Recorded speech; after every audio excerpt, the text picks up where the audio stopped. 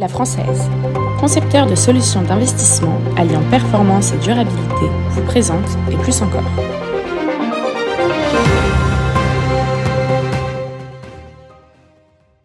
La gestion de patrimoine, pour certains, c'est empiler les produits. Pour d'autres plus experts, c'est s'intéresser à l'allocation d'actifs. Mais la gestion de patrimoine, c'est aussi regarder de près les règles juridiques et fiscales. L'ingénierie patrimoniale manquée à notre émission, l'oubli est désormais réparé. Bienvenue sur le plateau des Plus Encore, le magazine de la finance et de la gestion de patrimoine. Une émission diffusée sur LinkedIn, H24 Finance, YouTube, mais également sur le site et Plus Encore. Alors, le mois dernier, je vous disais que l'on n'aimait pas les nouvelles formules comme les grands coups d'allocation d'actifs dans les patrimoines. On préfère évoluer par petites touches. Aujourd'hui, on va essayer de traiter avec vous plein de sujets. Le programme est chargé. Alors, tout de suite, on attaque.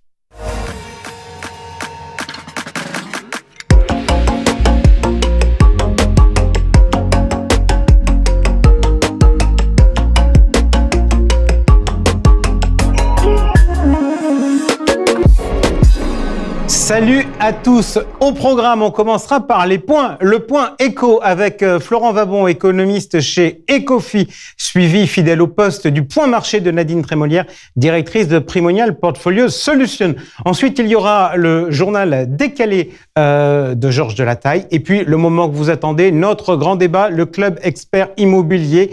Quel avenir pour les grosses SCPI avec Grégory Frappé de Primonial REM, Éric Cosra de Perial, Philippe Depoux de la Française REM et Marc Bertrand d'Amundi Immobilier. Après le débat, l'émission ne sera pas terminée. On retrouvera Hélène Lamont, directrice commerciale et produits de CGP Entrepreneur, qui est une femme dans l'actu. On parlera avec elle de son actualité des projets de CGP Entrepreneur. Et puis, nouvelle séquence donc annoncée il y a de cela quelques instants. On regardera l'ingénierie patrimoniale avec Solutions Patrimoine et Olivier Dagenac, directeur de l'ingénierie patrimoniale et financière chez Viplus. Allez, tout de suite, on attaque avec le point éco.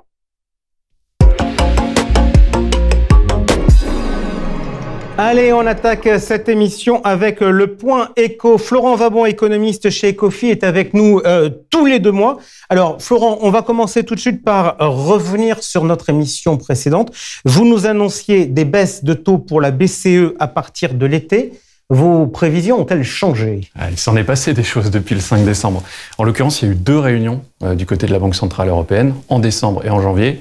Et finalement, ce qu'il en ressort, c'est que ça a été plutôt fidèle à ce que nous étions dit la dernière fois. C'est-à-dire que la Banque Centrale Européenne a insisté sur les cases à cocher pour pouvoir envisager les baisses de taux, à savoir la baisse de l'inflation, les salaires, ce sur quoi elle a beaucoup insisté, et nous avions beaucoup insisté là-dessus, les anticipations d'inflation, les cases commencent à être cochées, et nous nous étions autorisés effectivement des baisses de taux en juillet. On a légèrement révisé le scénario, on est en juin maintenant. On pense qu'effectivement, ce sera le bon moment pour elle, parce qu'on a des prévisions d'inflation qui sont plus basse que la BCE, que ce sera le moment en juin de baisser ses taux. Ok, donc juin, petit décalage donc dans le temps, sachant que Philippe Lane a calmé tout le monde en disant que de toute manière, on n'aurait pas les données avant juin pour avoir une analyse. Je voudrais maintenant qu'on parle de la situation américaine. Et pour vous parler de la situation américaine, je vous propose de regarder cette photo. Alors, on la regarde tout de suite. Pouvez-vous, s'il vous plaît, me dire qui est ce monsieur ? Cet homme, c'est Christopher Waller, et c'est le coupable, si je puis dire, du pivot de la Banque centrale américaine en décembre. Alors dites-moi, cet homme, c'est un adepte de la théorie ou c'est un adepte du pragmatisme ? Plutôt de la théorie, figurez-vous, parce que finalement, ce qu'il a dit dans une interview, c'est que si l'inflation baisse, il faut que les taux directeurs baissent aussi. Et ça nous ramène à ce qu'on appelle la règle de Taylor. Alors, je vais faire un petit peu de technique aujourd'hui, un petit peu de pédagogie. La règle de Taylor, tout simplement, dans un monde idéal, si l'inflation est à 2%, si la croissance est à son potentiel ou le taux de chômage à son taux de chômage structurel, la Banque centrale américaine, ou peu importe, les banques centrales doivent garder les taux à ce qu'on appelle un niveau d'équilibre, le taux neutre. Évidemment, la plupart du temps, l'inflation soit trop haute, soit trop basse, donc elle doit ajuster. La règle de Taylor, c'est simplement une modélisation en allouant des poids sur chacun des facteurs, la déviation de l'inflation à sa cible, la déviation de la croissance à sa croissance potentielle ou du taux de chômage à son taux de chômage structurel. Et ça vous donne, in fine, avec cette formule, un taux directeur qu'il faut appliquer pour résoudre les déséquilibres. Ok, et donc ça, grosso modo, cette règle, elle nous dit, si je la simplifie, quand l'inflation baisse, il faut que les taux baissent. Exactement. D'ailleurs, plus que proportionnellement. Mais donc, effectivement, lui, c'est un adepte de la théorie. Et il nous dit, l'inflation baisse, il faut baisser les taux. Ok, donc là, on est donc au mois de décembre, et Jérôme Powell nous dit, il va falloir que les choses bougent. Maintenant, question, Jérôme Powell, il a parlé le 31 janvier, parce qu'il avait une réunion d'un comité de politique monétaire. Il a parlé dans les médias dans la foulée.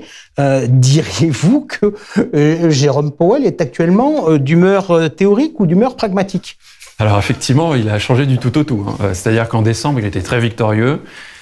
En janvier, un peu plus pragmatique, un peu plus raisonnable. Mais pour autant, selon nous, ça ne change pas vraiment les choses. C'est-à-dire que si la psychologie de la Banque centrale a changé, Banque centrale américaine, qu'elle se dise que c'est le moment d'ajuster la politique monétaire parce que l'inflation a baissé, et encore une fois, il ne faut pas se tromper, là je vais être aussi un petit peu technique d'inflation, il faut bien considérer non pas l'indice des prix CPI, qu'on a tendance à surcommenter, de l'indice PCI. Et c'est l'indice PCI qui compte. L'indice cœur PCI, il est à 2,9%. Et s'il continue comme ça, ce que l'on anticipe, c'est-à-dire qu'il approche bientôt les 2,5%, alors il va falloir ajuster la politique monétaire. Effectivement, ils ont changé leur psychologie. On pense que ça sera toujours le cas, que ça n'a pas véritablement changé, même avec la réunion de janvier. Et donc, on anticipe désormais des baisses de taux en mai.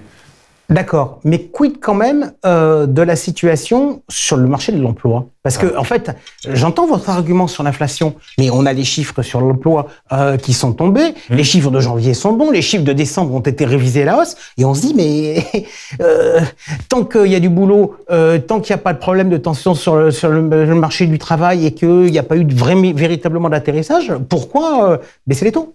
Effectivement, 353 000 nouvelles créations d'emplois aux États-Unis, alors que le consensus était à 185 000 en janvier. Et surtout, j'insiste là-dessus, 350 000 nouveaux emplois sur l'ensemble de l'année 2023. Mais ce qui est plus remarquable encore, c'est que finalement, les créations d'emplois se sont faites alors que l'inflation a baissé. Donc ça veut dire qu'effectivement, il n'y a pas besoin de ralentir trop fortement la croissance sur le marché de l'emploi pour ralentir l'inflation. Donc selon nous, ça ne change pas vraiment la donne. Au contraire, ça laisse peut-être un petit peu plus de latitude pour ne pas baisser en mars, mais ça, on n'y a jamais cru. Et donc, mai, pour nous, ça paraît être le bon moment pour ajuster la politique monétaire. Et d'autre part, j'ajouterais un truc, c'est qu'effectivement, sur l'emploi, on a l'impression que tout va bien. Mais quand on creuse, on voit des petits signes de craquelure, si je puis dire. Et il y a même un sentiment que plus on analyse les données, moins on en sait, d'une certaine manière, si je suis un peu caricatural. Et donc, effectivement, le marché de l'emploi est bon, mais il y a d'autres indicateurs qui ne nous donnent pas tout à fait le même message. Ok. Donc, pour nous, c'est mai. Ok. Je voudrais qu'on soit contrariant parce qu'on voit que l'économie, elle fonctionne pas toujours comme on le prévoit. Je voudrais qu'on parle d'un pays qui a brillé dans les années 90 et qui aujourd'hui se permet d'avoir une inflation hors énergie et produits frais à plus de 3,5% et qui pour autant n'a pas bougé ses taux d'intérêt. C'est le Japon. Qu'est-ce que vous pensez de cette économie? Effectivement, ça fait quasiment 3 décennies que quand on parle du Japon, ça rime avec déflation. Et là, chose nouvelle, l'inflation. C'est une révolution pour le Japon. Et effectivement, comme vous l'avez mentionné, les taux directeurs n'ont pas bougé. Ils sont à moins 0,10% au Japon. Au contraire même, cette inflation est encouragée. Et quand on lit les transcripts de la Banque centrale japonaise, notamment du gouverneur Kazuo Ueda, il souhaite une boucle prix-salaire vertueuse. Ça, c'est complètement nouveau, ça nous change de la Banque centrale européenne, si je puis dire. Et donc, effectivement, il souhaite l'inflation, renouer avec l'inflation. Et on va en avoir le cœur net très prochainement, avec ce qu'on appelle les négociations salariales du printemps. En japonais, on dit shunto. Et effectivement, on saura si le Japon va renouer avec l'inflation. Ok. Est-ce que du coup, dans vos allocations d'actifs, ça vous fait aimer les actions japonaises ? On est positif, en effet, dans nos allocations d'actifs sur les actions japonaises depuis quasiment 1 an, si je puis dire. Et on l'a vu d'ailleurs, les performances boursières ont été très bonnes sur cette classe d'actifs. Si on rentre un peu plus dans le détail, avec ce que vous nous dépeignez, donc avec des décisions sur les banques centrales qui sont un peu avancées par rapport à ce que vous prévoyez la fois précédente, aujourd'hui, quels sont les choix qu'il faut faire en allocation d'actifs? Actions ou taux? Alors, plutôt tôt, mais en réalité, les actions ne sont pas non plus à négliger. Si on revient sur nos propos de la dernière fois, finalement, on n'a pas changé véritablement de fusil d'épaule, si ce n'est qu'on n'était pas du tout confortable, évidemment, avec les niveaux de taux de fin d'année dernière, début d'année 2024, qui intégraient vraiment une complaisance très forte des marchés vis-à-vis de baisse de taux rapides. On commence à avoir des niveaux de taux un petit peu plus intéressants, si je puis dire. Donc, on est toujours taux souverain positif, plutôt crédit investment grade, donc qualité, que high yield, au rendement, et plutôt dans les actions Europe contre États-Unis et il commence à y avoir des décotes de valorisation aussi que l'on identifie comme intéressantes sur les petites entreprises. Ok, merci beaucoup Florent d'avoir été avec nous. Donc je récapitule, si on regarde le calendrier des réunions des banques centrales, au mois de mars, vous nous dites, a priori, il ne se passe rien, ni du côté de la BCE, ce sera le 7, ni du côté de la Fed, ce sera le 20. Vous reviendrez nous voir donc au mois d'avril, et j'ai entendu que le mouvement pour la Fed pourrait être au mois de mai. Vous notez que au mois de mai, c'est le 1er mai. Vous pouvez donc dès à présent supprimer cette journée fériée de votre agenda, même si c'est la fête du travail. Allez, merci beaucoup Florent. Tout de suite, le point marché avec Nadine Trémolière. Le point marché avec Nadine Trémolière, directeur de Primonial Portfolio Solutions. Nadine qui est avec nous en duplex pour des raisons bien indépendantes de sa volonté. Merci beaucoup Nadine d'être avec nous. On va tout de suite, si vous le voulez bien, commencer par regarder le tableau des taux d'intérêt. Ça bouge pas beaucoup finalement ?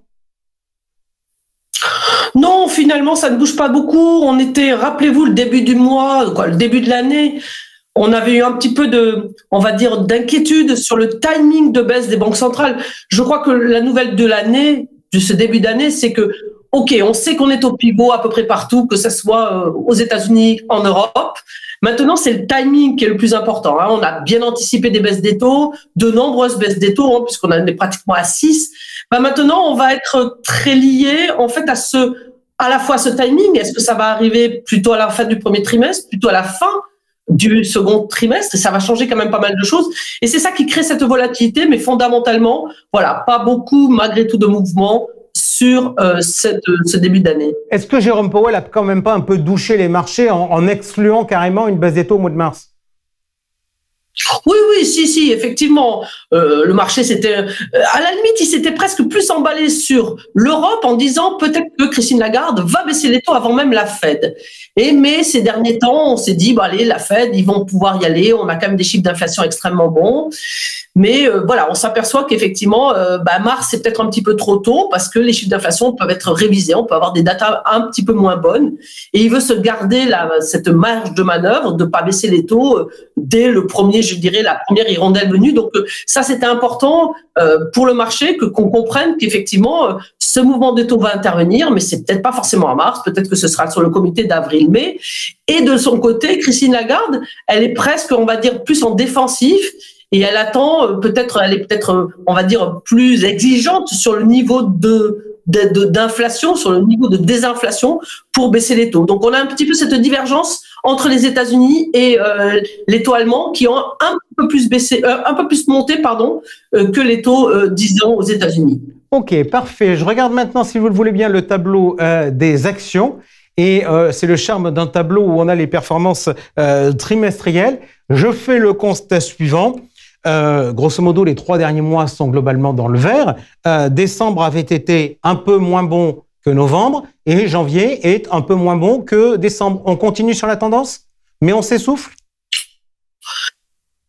Voilà, exactement. Je pense que c'est pareil. Au mois de janvier, on s'attendait un peu. Rappelez-vous, les 2 premières semaines n'ont pas été très, très bonnes sur les marchés actions parce que justement, on avait quelques inquiétudes sur le fameux timing de baisse des taux. Je veux dire, c'est vraiment l'élément principal qui anime les marchés en ce moment. Et effectivement, vu la hausse qu'on a eue au mois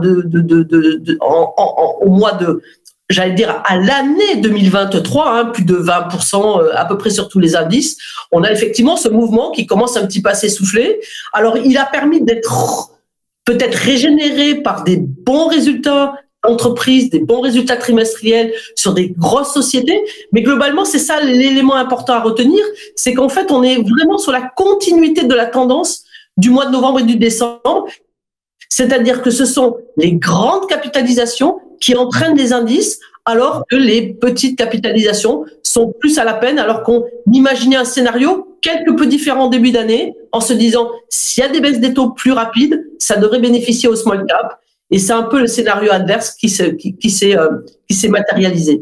Nadine, je voudrais vous entendre toujours sur ce tableau, non pas en regardant les performances des 3 derniers mois, mais en regardant la performance de l'année 2023 et la performance du mois de janvier de la Chine. Performance dans les 2 cas négative avec 2 chiffres, c'est-à-dire une performance qui est inférieure à moins 10%. Qu'est-ce qui se passe? Qu'est-ce qui se passe? Je pense qu'on l'a commenté mois après mois, c'est qu'on a vraiment un manque de confiance absolument important à la fois du consommateur chinois, hein, qui s'est pas remis de ce confinement absolument épouvantable qu'ils ont subi pendant pratiquement plus de 2 ans. Et puis des internationaux pour des raisons, alors il y a des raisons géopolitiques, il y a des raisons même de confiance dans la capacité qu'aura la Chine de relever le défi et de se relever et de repartir sur un rythme de croissance largement supérieur à celui qu'on anticipait. Et puis de l'autre côté, je pense que ce manque de confiance il s'exprime aussi par le fait que l'État, le Politburo, les autorités chinoises, est-ce qu'elles ne prennent pas la mesure de ce qui se passe? Est-ce qu'elles ne sont pas très partantes pour effectivement faire redémarrer leur marché boursier? Mais on voit qu'il y a un certain attentisme et les mesures, on attend un peu cette étincelle sur le marché chinois pour s'y remettre. Et actuellement, tant qu'on la voit pas, il se passera rien sur ce marché chinois. Et c'est ça qui explique un petit peu ces pertes cumulées que l'on subit globalement depuis 3 ans, puisqu'on baisse de façon ininterrompue depuis globalement février 2021. Juste Nadine, on en a à travers un fonds qui est le fonds de Gemway dans l'allocation d'actifs. La tentation, c'est quoi de votre côté sur cette contre-performance durable? C'est de se dire ça va créer des opportunités pour réinvestir ou c'est dire à un moment ça suffit, il y en a marre et il faut passer à autre chose? C'est vrai qu'on s'est un peu posé la question toute l'année parce que au bout d'un moment, force est de constater que les performances sont quand même très décevantes. Et que, voilà, on attend. Alors, nous, on est plutôt dans cette position d'attendre un peu l'étincelle, ce dont je vous parlais précédemment, c'est-à-dire quand est-ce qu'à un moment le gouvernement va prendre des mesures pro-business, quand ils vont essayer de relancer sérieusement la croissance. Ils ne l'ont pas fait pour l'instant.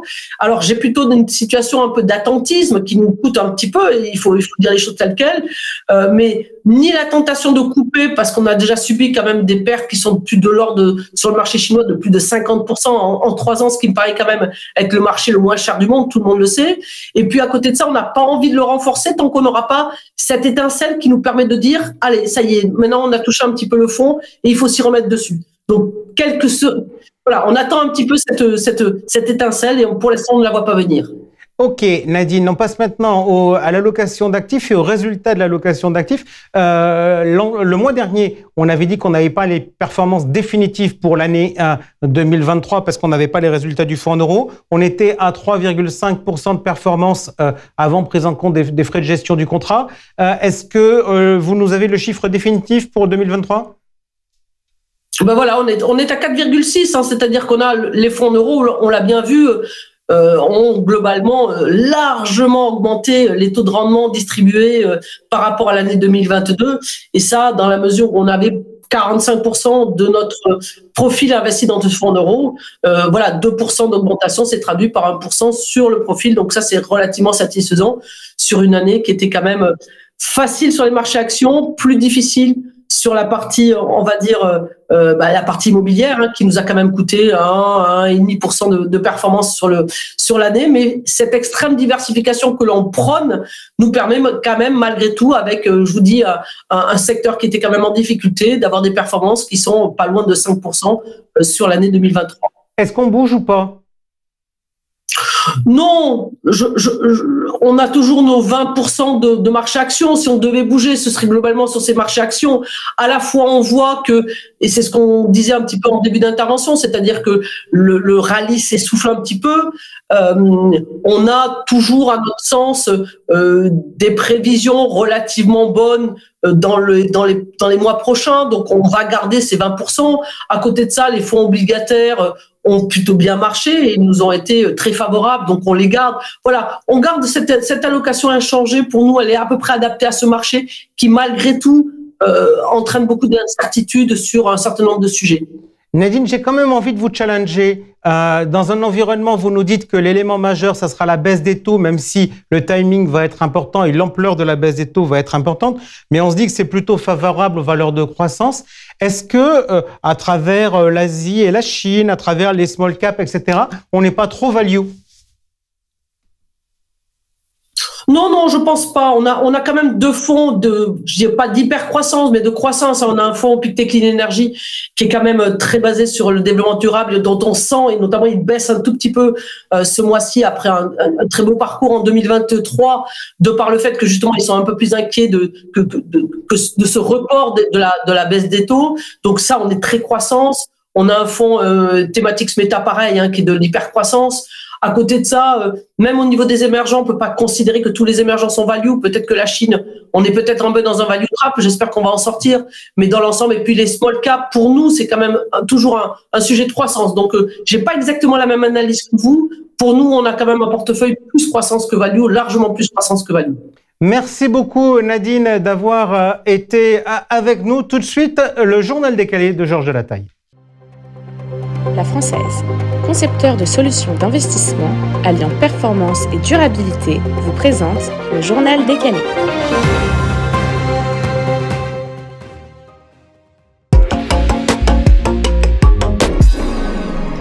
Jean-François, commençons ce journal décalé par les fonds en euros.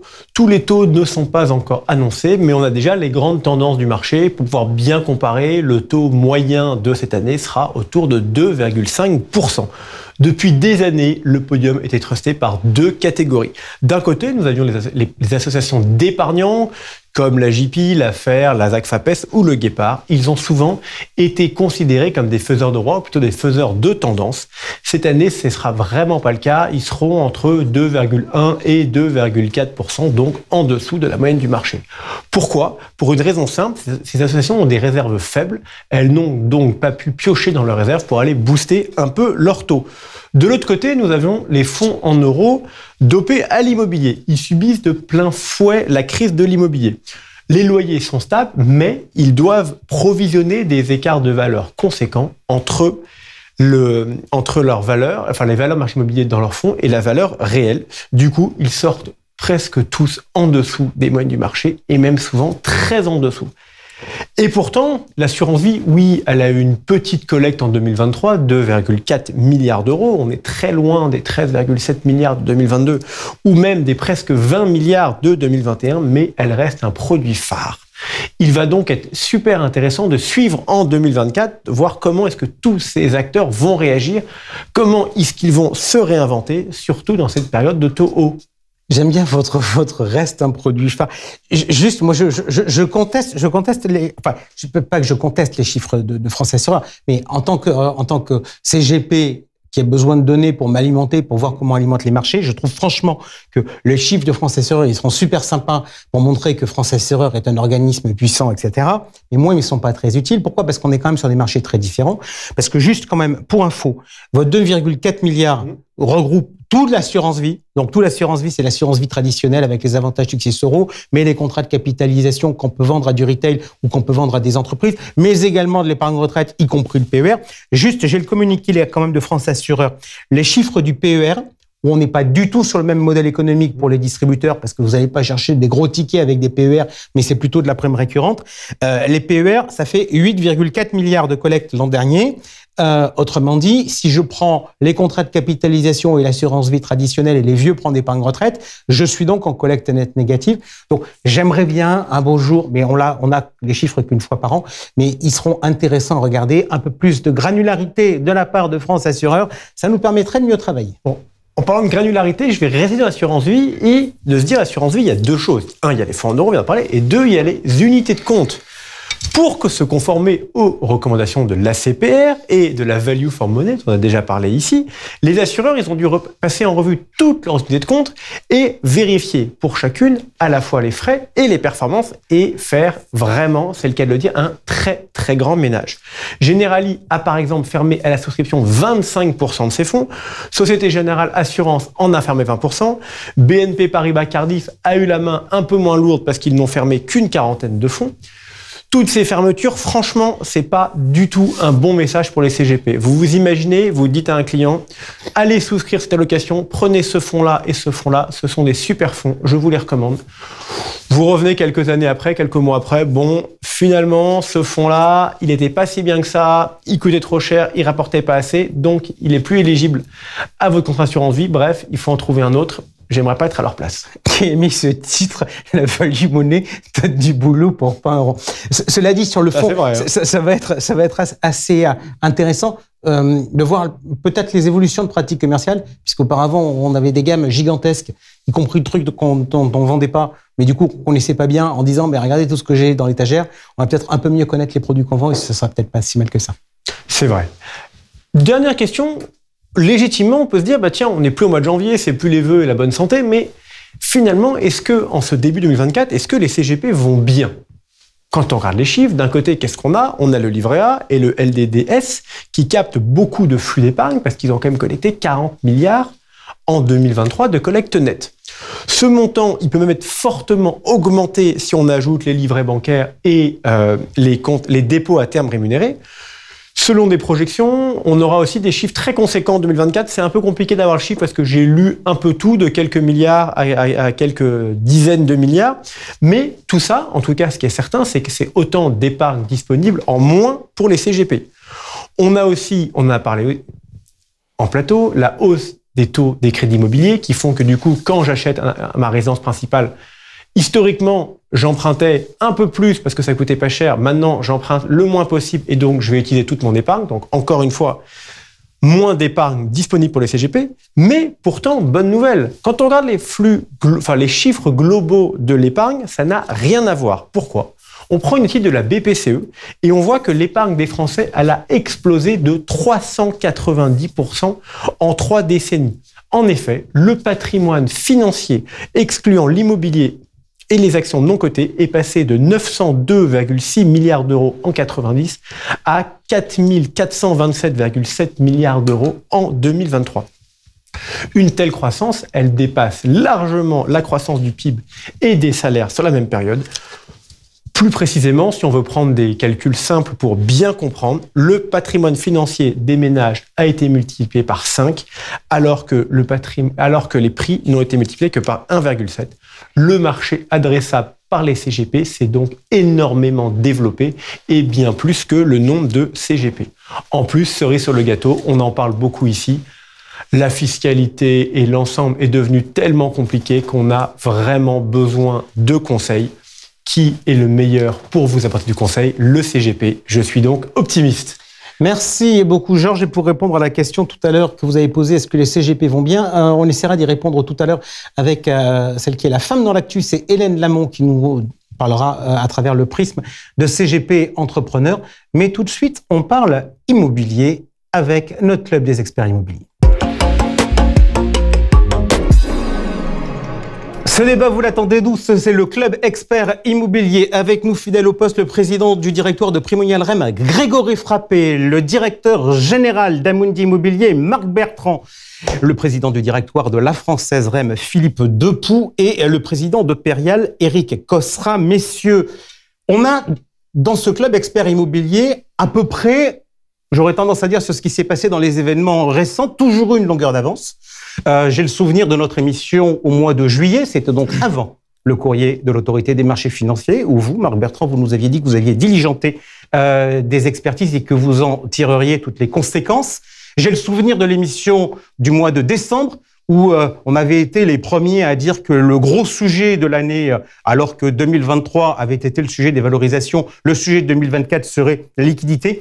On va donc essayer aujourd'hui à nouveau de garder une longueur d'avance, de réfléchir au coup d'après, tout en regardant également le présent. On commence d'ailleurs tout de suite par le présent avec l'état du marché immobilier. Première question, Grégory, est-ce que vous sentez une différence entre premier semestre 2023 et deuxième semestre 2023 en termes d'évolution de marché?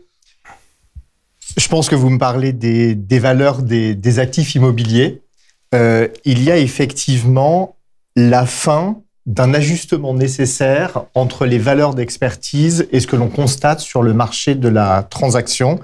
2023 a véritablement été l'année de cet ajustement et les valeurs du 4e trimestre seront intégrées au cours du premier trimestre 2024 avec ensuite des perspectives plus favorables à partir du deuxième semestre 2024. Alors, ça, c'est des mots. Je vais vous demander des chiffres, si vous voulez bien. Vous avez une caractéristique d'avoir une offre d'actifs purs, de briques, et non pas de produits diversifiés. Si on regarde grosso modo ce qui s'est passé chez vous, évolution des valeurs d'expertise, par exemple, sur le secteur de la santé, ça donne quoi de décembre à décembre? Il y a des briques et il y a un timing. Donc moi, ce que je vais vous dire, c'est l'évolution des valeurs entre décembre 2022 et décembre 2023. La santé, c'est -5, ce qui est relativement mesuré, parce qu'elle n'avait pas corrigé préalablement. Le commerce. Le commerce, on est avec des situations qui vont être plus différentes, mais en moyenne, on peut être autour de -7%, et c'est la fin de l'ajustement en matière d'immobilier de commerce. Le bureau.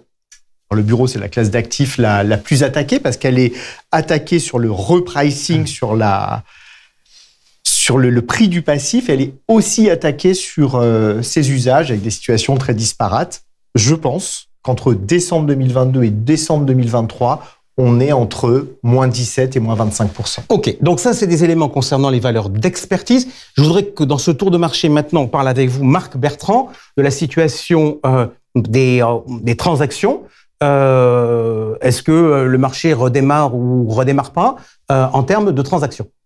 Le marché était clairement à l'arrêt. Aujourd'hui, on parlait d'effondrement, puisque c'était -50, -60% sur les volumes d'investissement du marché immobilier en 2023. Il y a des signes qu'on va qualifier d'encourageants pour ce début d'année. Un exemple, c'est-à-dire qu'un immeuble qu'on avait mis en vente l'année dernière, on avait récupéré 3 offres avec des écarts très significatifs de l'ordre de 20% entre l'offre la plus haute et l'offre la plus basse. Un immeuble relativement comparable. Alors, on parle du quartier central des affaires. Au début de cette année, on a 9 offres. Donc, déjà, un premier indice, c'est qu'il y a beaucoup plus d'offres. Et le deuxième, c'est que les 3/4 de ces offres sont dans l'intervalle de 5%. Ça, c'est des signes que l'on trouve encourageants. Plus d'acquéreurs et une formation des prix qui devient plus rationnelle. Voilà. Donc ça, c'est des signes de digestion du marché qui fait rentrer dans les prix un nouvel environnement de taux. J'ai pas dit que le prix s'était rétabli. J'ai dit que les offres devenaient très convergentes. OK. Vous nous avez précisé, c'était un immeuble Paris, quartier central des affaires. Il y a encore on a beaucoup dit à une certaine époque que les gros immeubles, il y avait pas une transaction, hormis LVMH. On retient, mais ce qu'on avait évoqué, ce qu'on voit dans un certain nombre de publications, de dire que prime à la centralité, prime à la qualité, c'est toujours vrai. C'est-à-dire que un immeuble dans le quartier central des affaires qui fasse 100 ou 200 millions, il va avoir un acquéreur. Dès qu'on est en première couronne, c'est compliqué. Dès qu'on est en deuxième couronne, il n'y a plus d'acheteurs. Voilà, pour faire dire les choses. À noter un comportement très atypique et positif des grandes métropoles régionales, avec un marché notamment du bureau qui se tient très très bien, et avec des taux de vacances, d'ailleurs, sur le point de vue locatif, qui sont 2 fois inférieurs à ce qu'ils sont en Ile-de-France. OK. Philippe Depoux, vous aussi, vous avez arbitré sur des immeubles. Vous confirmez, il y a une convergence un peu des prix entre les acheteurs potentiels? Oui, tout à fait. On a un resserrement des fourchettes de prix et effectivement, ça ne concerne pas forcément tous les actifs. On va dire qu'aujourd'hui, il y a une prime à la relative petite taille et à la centralité et à la situation locative relativement visible. Et les acheteurs qu'on voit, c'est ça qui est étonnant aussi, les acheteurs qu'on voit sont pas les acheteurs habituels. Alors justement, qui aujourd'hui est capable de réanimer ce marché? Alors aujourd'hui, sur des actifs, on va dire de 10 à 40 millions d'euros, on voit apparaître des nouveaux venus, les family office, ou quelque chose qui ressemble, c'est l'entrepreneur qui a réussi, qui a vendu sa boîte et qui dispose de fonds et qui clairement se positionne à la fois en opportuniste, parce qu'on est sur les prix d'atterrissage des expertises fin 2023, mais en même temps, ce ne sont pas des marchands de biens, ce sont des opérations patrimoniales. Et donc, c'est des gens qui achètent des actifs qu'ils n'auraient probablement pas pu toucher, on va dire, il y a 2 ou 3 ans, ou à des prix très, très bas. Et donc, c'est ces gens-là qu'on voit. J'ai un petit bémol par rapport à ce que dit Marc. Le constat qu'on fait, nous, c'est que ça se vend plus facilement sur Paris qu'en province. En province, on a un peu de mal. Moi, je trouve qu'on a un peu de mal à voir atterrir les rendements, pardon. On a un petit peu de mal à voir atterrir les rendements. Les gens restent sur une perspective de rendement très haut, avec probablement une déconnexion entre les rendements parisiens et les rendements provinciaux, prime de risque un peu supérieure. Voilà. Question, vous nous dites un peu, les family office interviennent, ça c'est des investisseurs nationaux. Est-ce que y a un espoir de voir des investisseurs internationaux ranimer le marché immobilier français? Alors pour l'instant, dans les ventes que nous faisons, non, je ne vois aucun étranger. En revanche, nous avons des commerciaux en Asie notamment qui sont en train de faire revenir des acquéreurs asiatiques sur les marchés européens, donc essentiellement Londres et Paris. Ok. Éric Cosra, on va être honnête. Donc là, on voit l'état du marché immobilier. J'imagine qu'aujourd'hui, vous avez tous les yeux rivés sur la situation économique et sur l'évolution des taux d'intérêt qui, in fine, c'est quand même la forte hausse des taux courts par les banques centrales qui a généré la forte baisse des valeurs immobilières. Donc vous êtes tous en train d'écouter attentivement Jérôme Powell et Christine Lagarde? Bien sûr, on est à l'écoute de nos environnements économiques et financiers. 2023 a été l'année du réajustement donc des taux avec une importance financière, et n'oublions pas que la SCPI est là pour également distribuer une performance financière. Ce qui est assez encourageant pour 2024, c'est qu'on voit bien qu'il y a une détente des taux. Alors on ne voit pas encore l'action des banques centrales, mais on voit la détente des taux longs, et on voit bien qu'il y a un réajustement des taux qui se fait et qui permettra à la SCPI d'être un peu plus compétitive en 2024, avec justement une baisse en dehors de tout choc exogène, bien évidemment. La crise, on ne pouvait la voir venir en regardant l'évolution des foncières. Parce que les foncières, c'est de l'immobilier coté, donc on voit la valorisation que donne le marché. Je me tourne vers vous, Philippe Depoux, parce que dans votre passé professionnel, vous avez été dans une foncière. Alors c'est pas tout à fait comparable. Il y a plus d'effet de levier dans des foncières que dans des SCPI, donc ça amplifie plus les mouvements. Est-ce que c'est un bon indicateur pour voir un peu la tendance du marché, comment elle se comporte ces derniers temps? J'ai le sentiment, oui, parce qu'on a effectivement pu voir, à l'inverse, que les foncières avaient plongé avant le marché, parce qu'effectivement, les marchés avaient anticipé effectivement le poids de la dette, probablement le réajustement des valeurs, le réajustement des loyers, certainement.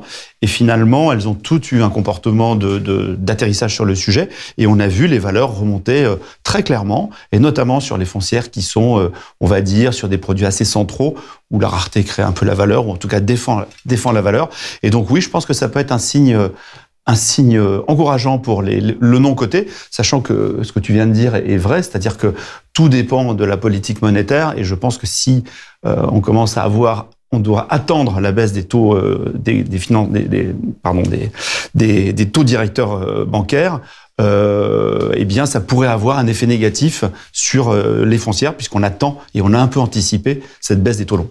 Juste une question, Marc Bertrand, très technique, pardon, mais on nous parle beaucoup de l'évolution des taux d'intérêt sur l'incidence des valeurs d'expertise. Qu'est-ce qu'elle est? Parce qu'en fait, si on regarde, la dernière fois qu'on s'est parlé, je ne sais pas si vous vous rappelez, on était début décembre, on était avec un taux à 10 ans qui était quasiment au plus haut de l'année 2023. Et puis, un mois plus tard, on était 100 points de base plus bas.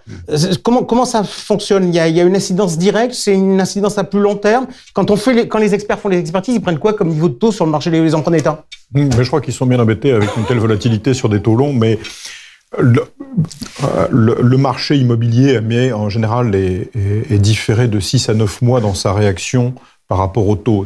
On a bien vu ce décalage se produire tout au long de la fin.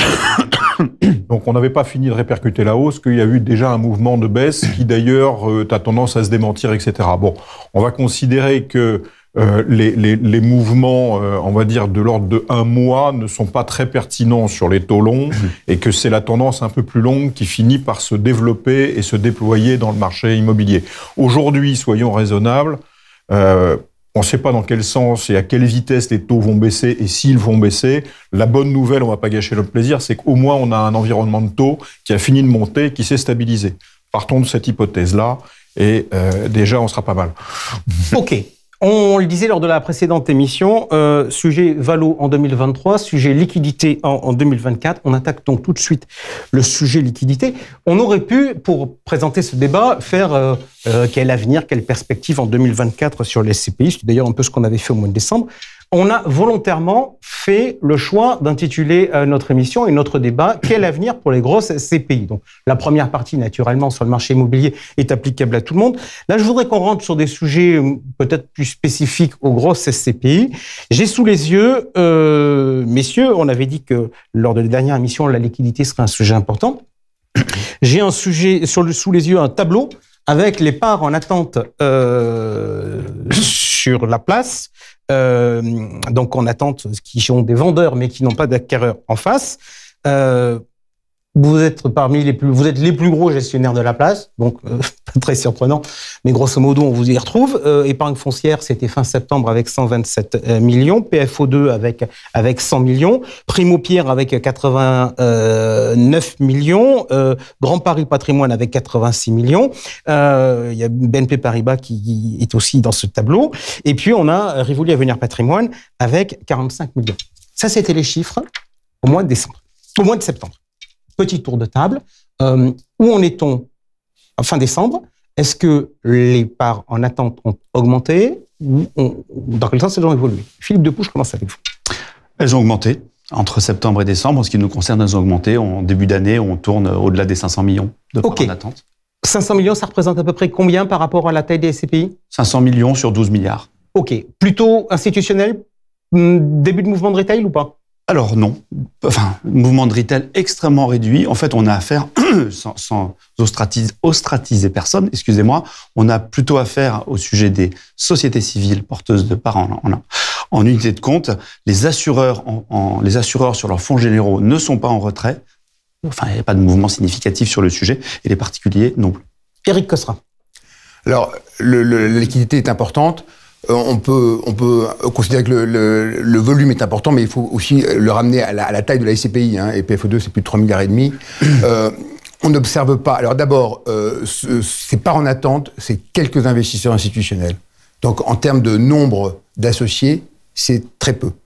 Le retail, donc l'épargnant, lui, ne met pas ses parts en attente. Après, le turnover classique, et l'épargnant là est bloqué par les parts institutionnelles.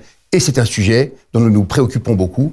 Et notre priorité, c'est effectivement de trouver des solutions de liquidité avec les institutionnels. Mais on n'est pas magicien non plus. OK, on va voir les solutions. Grégory Frappé, part en attente? Écoutez, le même constat, 90 millions d'euros peu ou prou au 31 décembre 2023.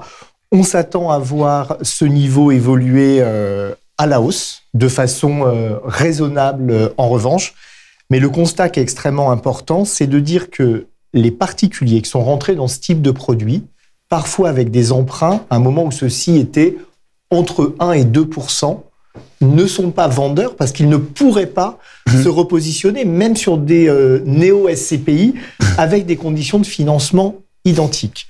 La vraie difficulté aujourd'hui, c'est celle des institutionnels qui mettent des parts significatives à l'arbitrage parce qu'elles sont à la recherche de liquidité. Et cette problématique pour moi, c'est d'avoir un carnet d'ordre unique entre les instituts et les particuliers, parce qu'il faut purger les uns avant de sortir les particuliers qui, naturellement, au moment d'une succession, au moment d'un événement de vie particulier, vont être à la recherche de liquidité. Donc, ce que vous êtes en train de nous dire, c'est que Choupinette, si jamais elle a perdu son père ou sa mère, eh bien, elle devra attendre avant de pouvoir récupérer son argent sur les parts de SCPI, parce qu'il y a tous les assureurs de la place qui sont devant. Marc Bertrand, part en attente, ça bouge comment? Je reste très dans la ligne de ce qu'ont dit mes camarades. Mais vraiment, ce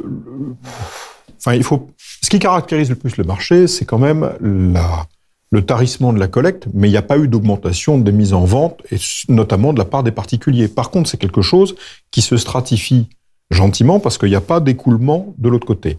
Donc, c'est vraiment un point de préoccupation parce que dans cette phase, et on l'a dit, d'ajustement du marché immobilier, c'est déjà pas très, très simple à expliquer à des épargnants au final, mais quand en plus ils sont contraints sur la liquidité, aujourd'hui c'est encore à bas bruit, mais ça ne le restera pas. Donc, il faut trouver des solutions. Alors, justement, il faut trouver des solutions. Si vous le voulez bien, on va faire maintenant un tour de table.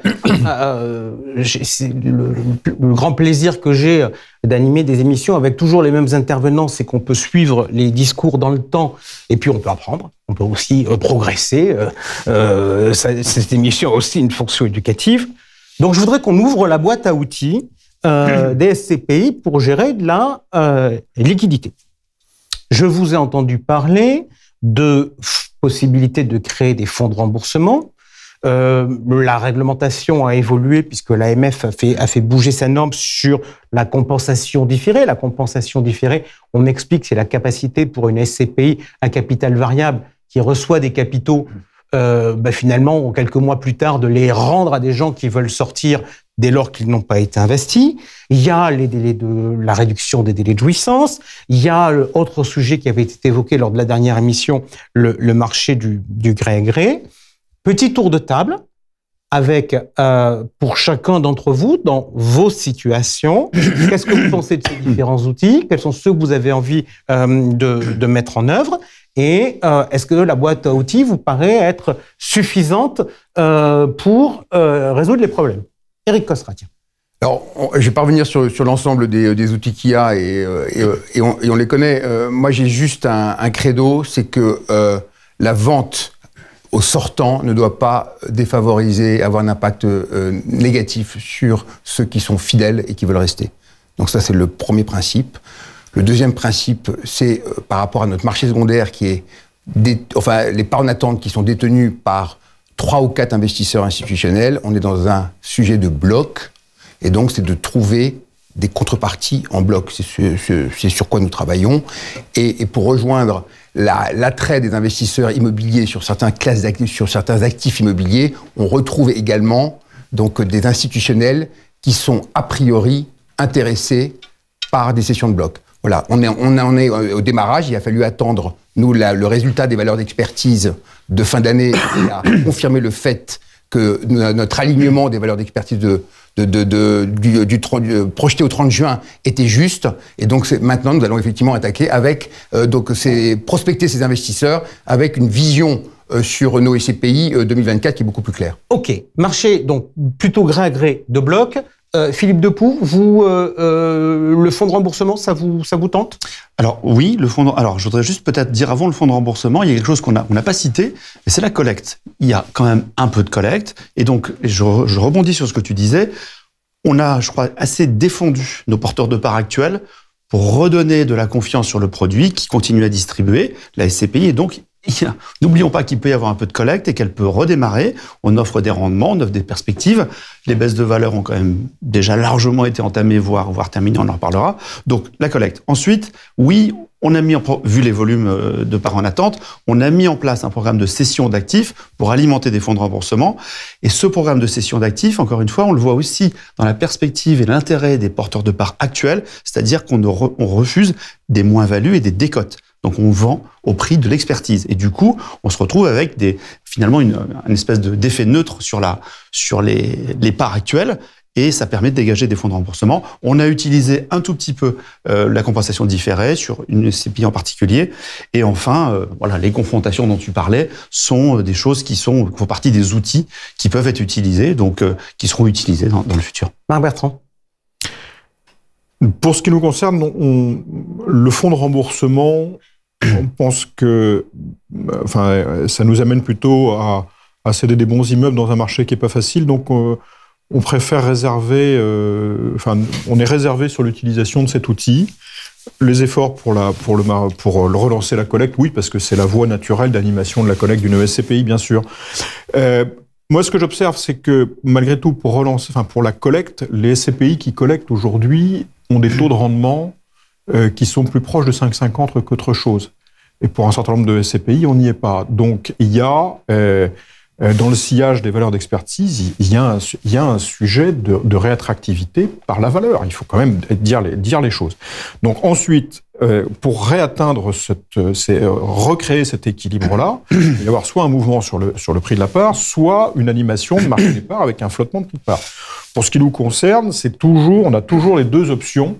Et nos statuts sont d'ailleurs permettent en fait, j'allais utiliser l'expression, de débrayer au besoin la variabilité du capital pour organiser un marché des parts. Mais il y a beaucoup de contraintes et de considérations autour de ça, et ça est toujours en réflexion chez nous. On va revenir là-dessus. Grégory Frappé, sur la boîte à outils.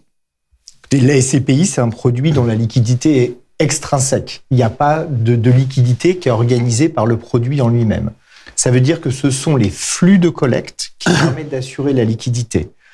Pour ce faire, une double exigence, un travail d'asset management renforcé pour maintenir la distribution en euros et donc la promesse client historique, pour ne pas renforcer des flux de retrait par une déception sur la distribution, Et la deuxième, et c'était un peu le sens de notre introduction, c'est la vérité sur les prix pour permettre un point d'entrée qui corresponde à un point bas du marché immobilier et qu'il n'y a pas de sortie d'anticipation sur des valeurs à la baisse. Le deuxième mécanisme, c'est bien évidemment de désengorger les carnets d'ordre en traitant les institutionnels et vraisemblablement par gré à gré. Ils ont à date la vérité sur les prix et peuvent, pour certains d'entre eux, accepter des décotes. Moi, j'appelle ça des écarts d'attractivité, des écarts de liquidité. Et enfin, il faudra réfléchir, mais à moyen terme, sur des mécanismes, soit des mécanismes d'arbitrage pour nettoyer les portefeuilles et doter des fonds de remboursement suite à la cession d'actifs non stratégiques, parce que le monde immobilier a beaucoup évolué. Et enfin, de se dire, est-ce qu'il ne faut pas avoir une réflexion plus large sur une liquidité par le haut, sur un marché secondaire qui permette non pas de déprécier les portefeuilles immobiliers, mais de donner, comme pour les institutionnels, aux particuliers de savoir quel est le prix de leur liquidité. Parce qu'en fait, entre se positionner sur ce que vous appelez les grosses SCPI, une SCPI historique, avec des portefeuilles de qualité, mais qui ont le plus souffert par le poids relatif de la décompression des taux, est-ce que c'est pas mieux que d'aller sur une EOSCPI qui a un seul actif, un franc prix à 6%? Moi, je ne sais pas, par exemple. Alors, on va revenir sur ces sujets-là parce que je vois que visiblement, on est déjà parti dans de nombreuses solutions. Pardon, Grégory, mais je vais revenir sur des sujets très basiques. Basiques pour le client final et basiques pour le distributeur. La fonction première historique de la SCPI, c'est de distribuer du revenu. Donc, quand vous faisiez d'ailleurs des montages en souscrivant à crédit avec les revenus qui avaient vocation à rembourser partiellement le crédit. Donc, le revenu est quelque chose de capital sur la SCPI. Donc, ma question est simple, je voudrais qu'on fasse un petit tour de table. Est-ce que vous avez, en 2023, tenu ou pas vos objectifs de distribution en euros? Pas en pourcent, parce que ça, c'est en euros. Grégory. Alors, les taux d'occupation étaient très bons, les niveaux d'impayés ont été très faibles et les loyers ont été indexés. Il y a eu des éléments positifs. En revanche, le coût de la dette a été un facteur défavorable sur les rendements. Donc, on a fait en 2023, on a tenu nos objectifs en euros, mais on aurait pu faire mieux s'il n'y avait pas eu le coût de la dette. OK, 2023. 2023, Marc Bertrand, sur les SCPI de chez vous. Exactement la même morphologie de résultats, donc des plus, des moins, et au final des revenus en euros stables, des résultats stables en 2022-2023. Philippe Depoux. Pareil. Alors, nos objectifs en taux de rendement, donc je peux... Non, 2023. 2023 d'abord. On a respecté la fourchette 2023 en taux de rendement et nous avons eu, sur une SCPI, une légère baisse du dividende. OK, 2024, Eric, puisque je suis avec vous. Alors, 2024, nos objectifs de rendement, ils s'échelonnent entre 4,70 et 6,30. Et en euros? Et en euros, parce que c'est ça qui rembourse mon crédit. Tout dépend des produits. Il y a certains produits qui sont stables, des produits où nous allons augmenter le dividende à travers des distributions de plus-value, et puis un produit, et un produit où on est un petit peu, en tout cas, interrogatif. Encore une fois, nous n'avons pas toutes les données nécessaires sur la perspective 2024. OK. Grégory Frappé, 2024.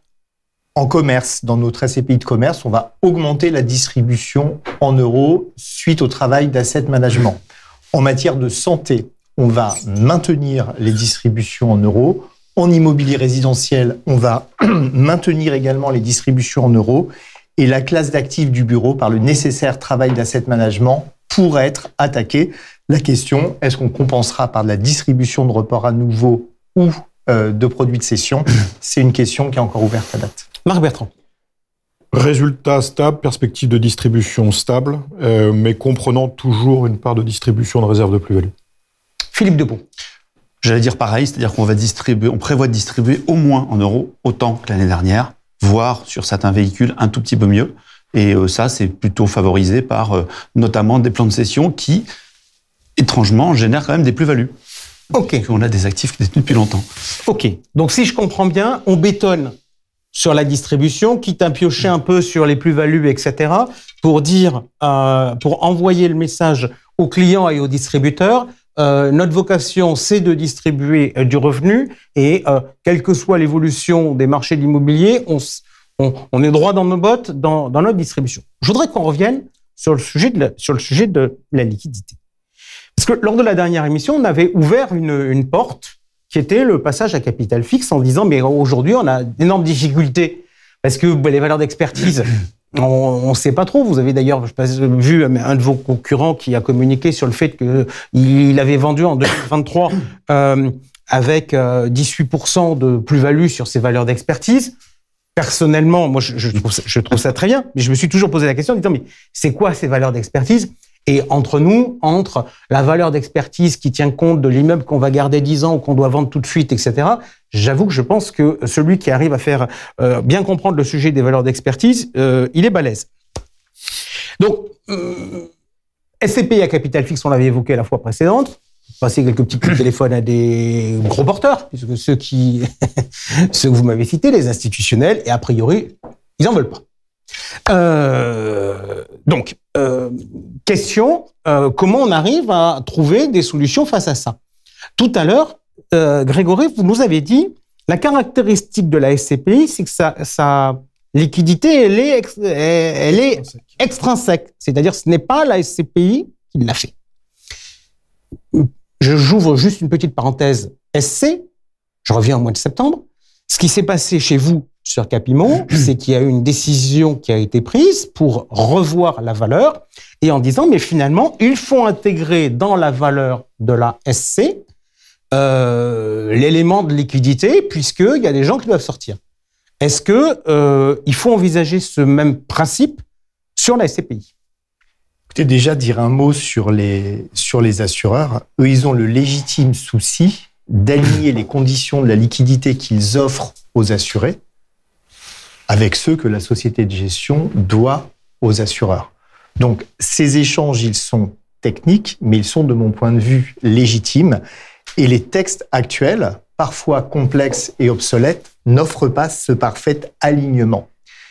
L'assureur, donc, il porte la liquidité. Et par exemple, un des freins du capital fixe, pour lui, c'est 140 millions d'euros de volume de transactions sur le marché du secondaire des capitals fixes versus en 2022, 10 milliards de collectes positives sur les SCPI en capital variable. Donc, on voit que à date, il pourrait à la fois assurer la liquidité avec des conditions non alignées et avec des volumes faibles.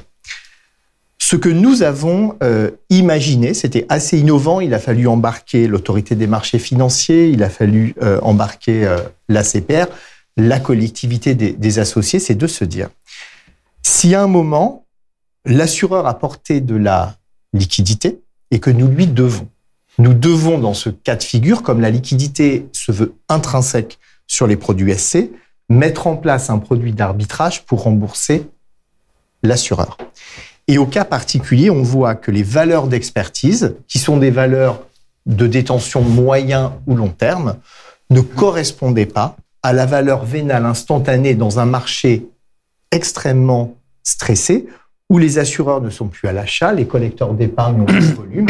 Et tout à l'heure, on parlait des family office ou des gens qui font du 150 obétaires. On parle d'actifs de 20, 30, 40 millions. Marc le disait, 67% de volume en moins l'année dernière. On voit que les volumes ne sont pas là. Donc la proposition, elle a été de dire quoi? Habituellement, un rendement ou une valo, c'est l'OAT 10 ans plus une prime de risque. Moi, je pense que quand il n'y a pas d'acheteur, la prime de risque, même si les taux baissent, elle doit monter. C'est ce que moi j'appelle la prime de liquidité, la prime de réattractivité. Et donc, à concurrence d'un plan d'arbitrage, on a proposé de mettre en place cette prime d'attractivité pour aller vendre, se donner une chance de vendre les actifs, parce qu'il n'y a pas mille moyens d'assurer la liquidité, et c'est les ventes d'actifs sur les produits où c'est intrinsèque qui doivent le faire. Marc Bertrand, votre réaction là-dessus, et comment, quelque part, expliquer, je dirais, la spécificité, parce que dans l'esprit de tout le monde, une valeur d'expertise, c'est dans le jargon, c'est boursier, c'est mark to market. C'est-à-dire, quelle est la valeur de l'immeuble si on le vend aujourd'hui. Or, en pratique, c'est pas tout à fait ça dans le monde de la SCPI. Comment expliquer qu'éventuellement, aujourd'hui, on pourrait être amené à baisser le prix des parts, non pas pour des raisons de valorisation telles que ce qu'on a connu l'an dernier, mais pour des raisons il faut désengorger le marché secondaire. Alors, déjà, sur la partie, il y a deux questions. C'est comment est-ce qu'une expertise ne peut ne pas être collée au marché? Justement, si on va voir un expert, c'est parce que le marché, c'est un actif non coté. Il y a une illiquidité intrinsèque au marché immobilier, c'est-à-dire que c'est pas parfait, donc il n'y a pas de cotation en continu de la valeur d'un immeuble. Donc on va voir un expert. Et c'est un exercice qui est en général localement critiquable, mais qui est globalement assez valable. Il est fait sous un certain nombre d'hypothèses qui sont dites de continuité d'exploitation, c'est-à-dire qu'on prolonge l'usage de l'immeuble. Ils sont faits sous l'hypothèse d'avoir un temps raisonnable pour qu'un acheteur et un vendeur se mettent d'accord. Donc, c'est globalement un exercice qui donne de bons résultats, mais dans les phases de marché très stressées, comme celle qu'on a traversée en 2023, c'est plus compliqué. Voilà. Donc, ne crions pas haro sur l'expertise, c'est facile de taper sur le thermomètre, ça soulage, mais c'est pas très utile.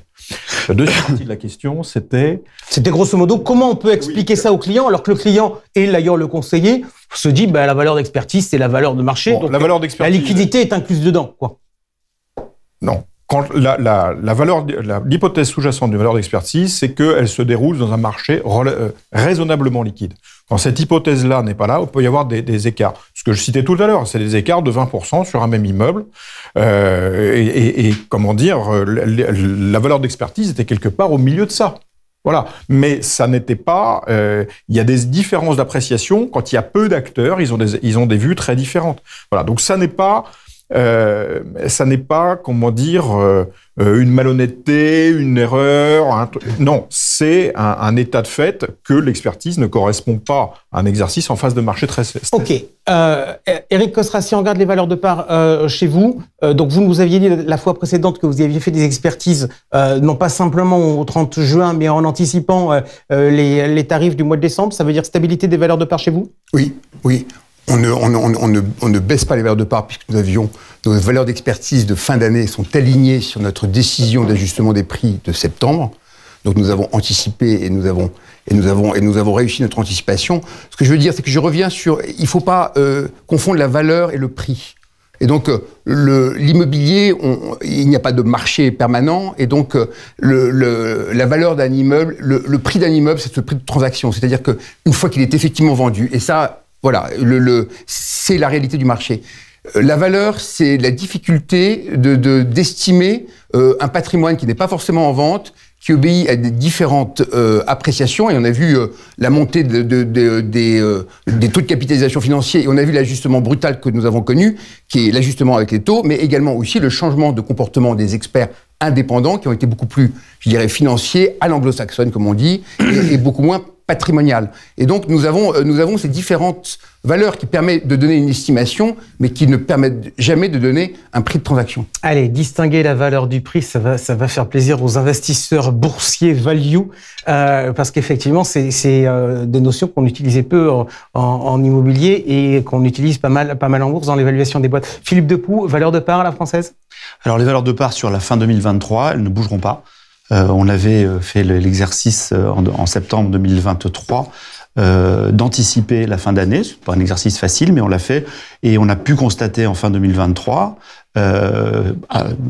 comme le disait Marc, il y en a qui sont plus hauts, il y en a qui sont plus bas, mais au global, on a un atterrissage conforme à ce qu'on avait anticipé. Donc pas de modification de part. Je voudrais juste rajouter quelque chose sur la valeur et le prix. On l'a abordé tout à l'heure, mais pas suffisamment. On ne sait pas trop à quel rythme les taux bancaires vont baisser, mais ce qu'on constate aujourd'hui dans l'atterrissage, c'est que en gros l'OAT se stabilise autour des 2,70.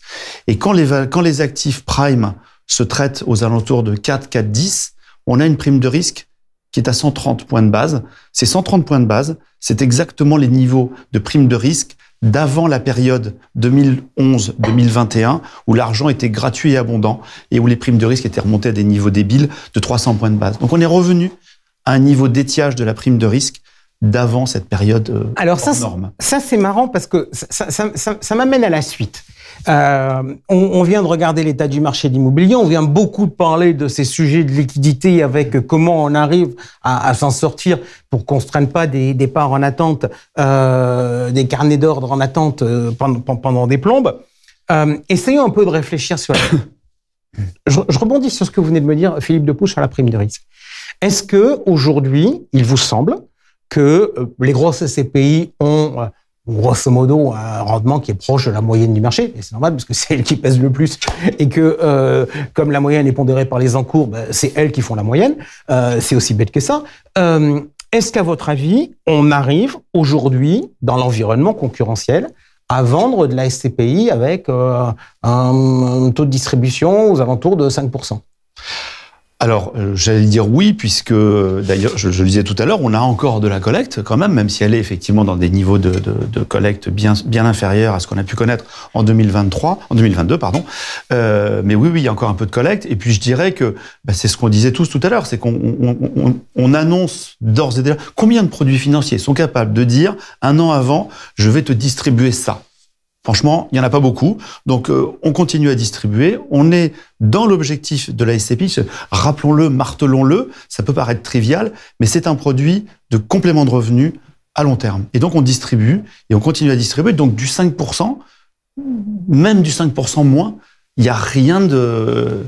Marc Bertrand, d'horrible. Votre sentiment? Parce que tout à l'heure, j'ai senti... Oui. Je rappelle, on avait fait lors de la dernière émission un sondage auprès des conseillers en gestion de patrimoine qui nous avaient dit qu'ils étaient prêts à mettre la SCPI en tête de gondole dès lors qu'ils avaient 5,4 de distribution.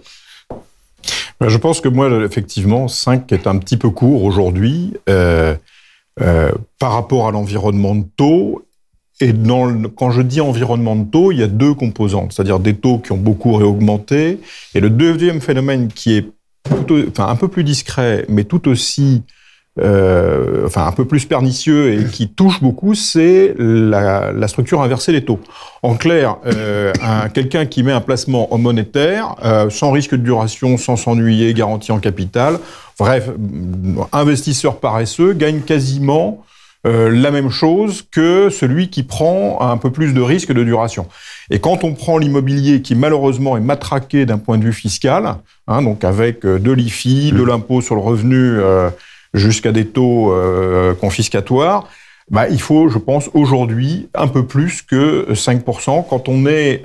Quand on regarde d'ailleurs les SCPI qui ont collecté sur le dernier... c'était au 3T, mais chiffre date un peu, on verra ce que dit le quatrième. On était plutôt aux alentours d'une moyenne pondérée de 5,50, qui est en phase avec le chiffre que tu as cité tout à l'heure de 5,40. Ok, je voudrais qu'on challenge quelques idées. On sent bien, on a une crise, donc certains vont la subir plus que d'autres, en fonction des choix qui ont été faits. Donc on va revenir sur les valeurs, de dire il faut plus diversifier les portefeuilles quand on va avoir concentré des portefeuilles sur des SCPI qui ont souffert. Donc on va préparer ce travail d'après. Grégory Frappé, je viens vers vous pour vous poser une question simple. On a souvent vendu les grosses SCPI comme étant une très bonne solution, et en particulier, on a dit leur caractéristique, c'est qu'étant donné qu'elles sont grosses, elles sont liquides, elles sont plus liquides que les autres. Or, naturellement, quand on regarde les parts en attente, c'est plutôt du côté des grosses que des petites. Est-ce que cet argument tient encore ? Moi, je pense qu'il tient complètement et qu'il est véritablement fondé, dans la mesure où, au-delà de cet événement de liquidité, c'est la meilleure mutualisation du risque locatif et géographique pour un produit de rendement. Alors, vous faites un peu plus le bêta du marché, vous êtes moins générateur d'alpha, mais si vous avez une petite SCPI avec 5 actifs et que 1 ou 2 deviennent vacants, c'est pas la même chose que sur une grosse SCPI où, en moyenne, vous allez avoir des taux d'occupation de l'ordre de 95%. Le vrai sujet, peut-être petite versus grosse, c'est le timing market.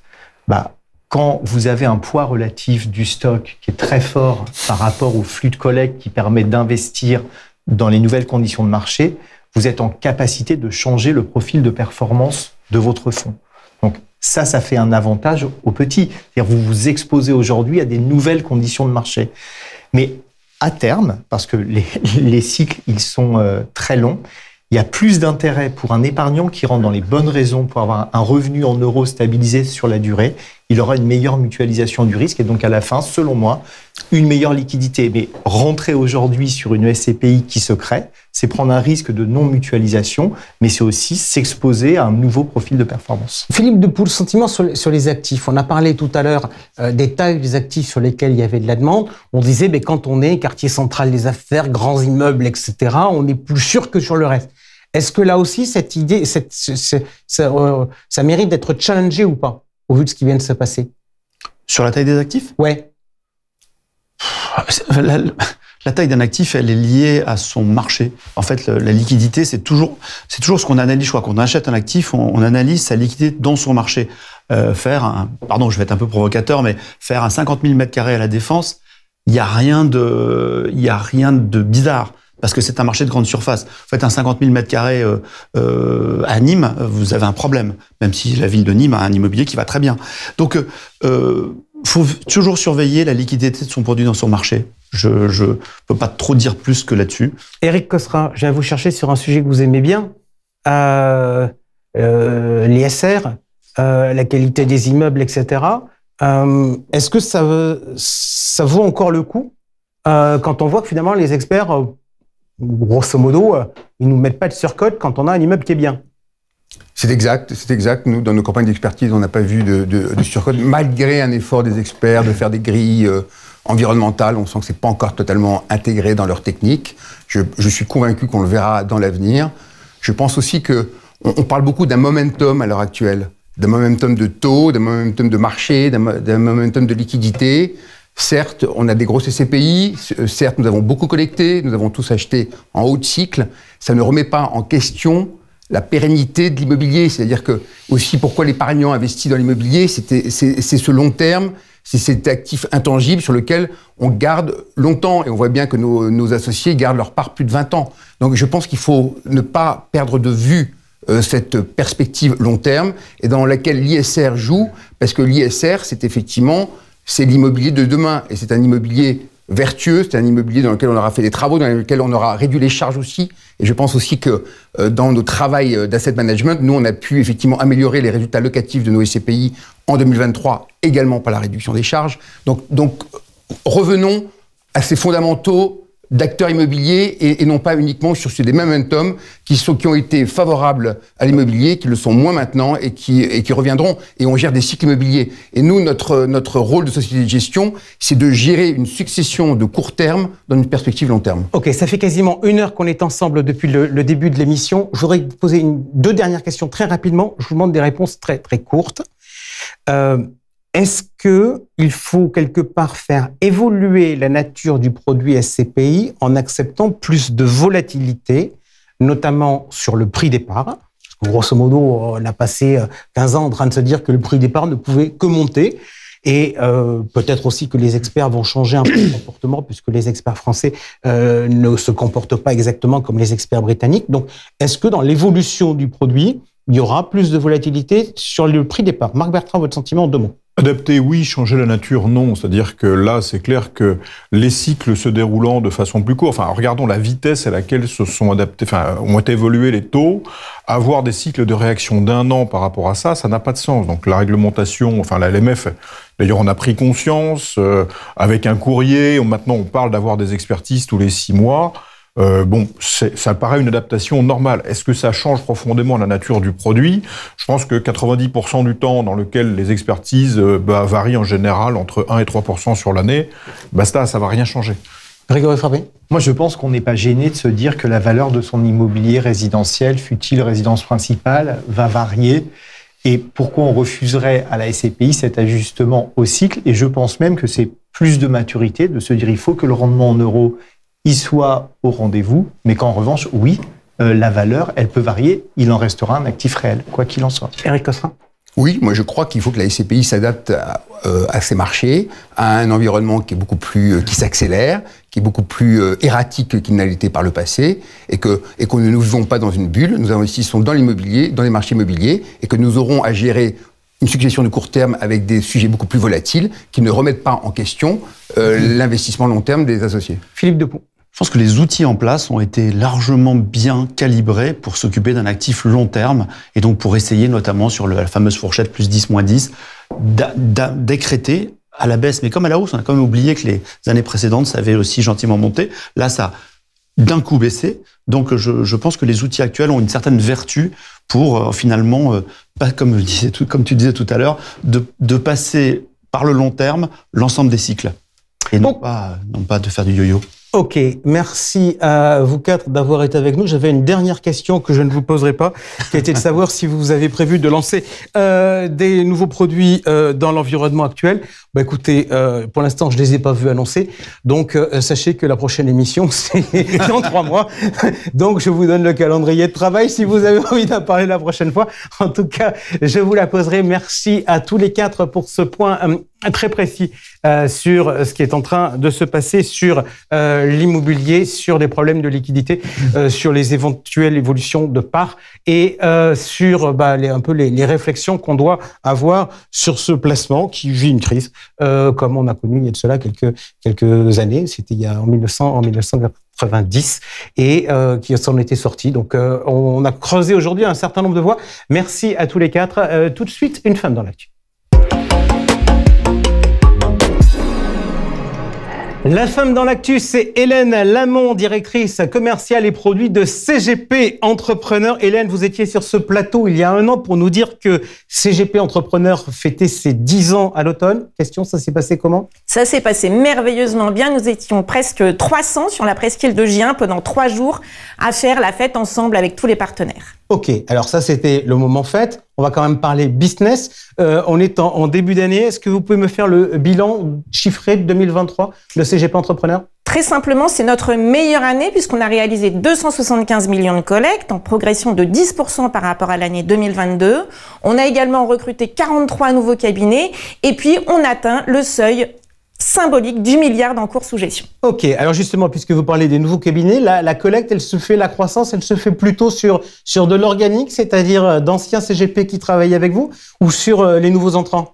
Très clairement sur les nouveaux entrants qui ont vraiment boosté notre collecte depuis 3 ans, mais aussi quelques CGP qui étaient dans le groupement depuis quelques années, qui ont retrouvé une belle dynamique de collecte. Alors ça, on parle de la collecte et de la dynamique au niveau des conseillers. Je voudrais maintenant qu'on parle de la dynamique en termes de produits. Qu'est-ce qui a marché? Qu'est-ce qui a un peu moins bien marché?